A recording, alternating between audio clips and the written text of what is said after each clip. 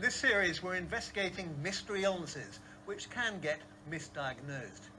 This time, it's one which is often dismissed as merely a bad case of morning sickness, but which can actually put the lives of pregnant women and their babies at risk.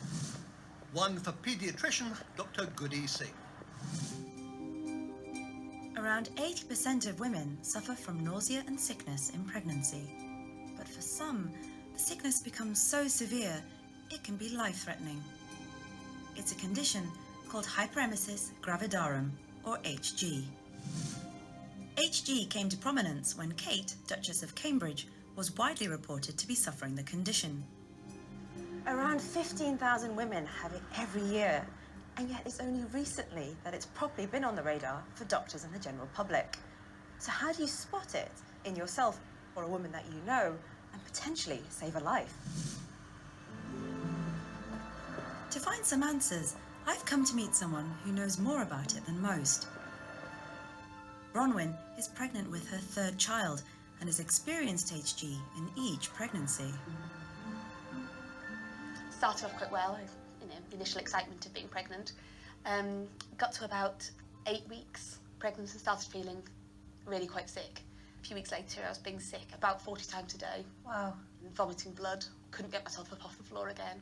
So I was having quite long hospital admissions. Right. And still wasn't really getting a diagnosis or the treatment I needed. The first hospital I went to did discuss then whether termination of the pregnancy would be an option. And it wasn't for me, but it was, it just shows the level that you get to, that's the things being discussed. Despite the severity of her symptoms, it took nearly 5 months for Bronwyn to be diagnosed with HG. It's not known exactly what causes the condition, though it may run in families, and hormones may play a part too. Studies have shown that having HG can affect mental health too, increasing the likelihood of depression both during the pregnancy and after the birth. And shockingly, it's reported that up to 10% of cases ends up with termination of the pregnancy. As a doctor, I am absolutely astonished that until as recently as 2016, there were no UK national guidelines on how to treat this condition at all. New guidelines are now finally in place, and I'm on my way to Birmingham Women's Hospital to meet the lead author, Dr. Manjeet Shaimar. First, I want to know the warning signs of HG. You can't eat and drink to the point where it's having a detrimental effect on your health. So you might have lost a lot of weight, you might have become really dehydrated, you might have a really heightened sense of smell. So I've had a poor patient who couldn't hug her 3-year-old daughter because that would start off her nausea or her vomiting. Now, you're the lead author on these guidelines. Can you take me through what exactly they say in terms of what should be happening? The key things to treating them is, first of all, they're really dehydrated. Now, if you can stop them from vomiting and keep them at home and they can keep down fluids, that's great.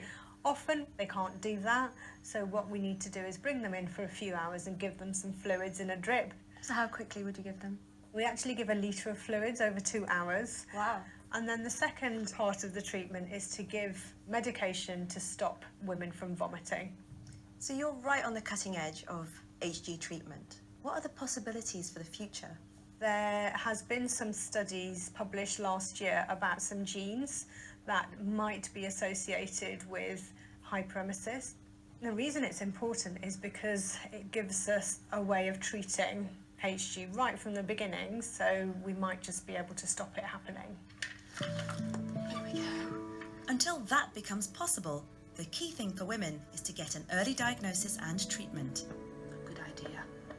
Bronwyn eventually ended up under the care of Dr. Shaimar, which made a big difference in her second pregnancy. She took over my care and she could then put me on the right treatment. I still had a long period where I couldn't work and was still, bedbound for a lot of it, but not to the extent that I had been with Lucy. No. So if you or a woman you know is suffering from severe nausea or sickness during pregnancy, don't ignore it. Always seek help from your midwife or GP, and don't be afraid to tell them you think it might be HG, so you can get the right tests and you can be referred for specialist treatment if you need it. It could make all the difference to you and your baby.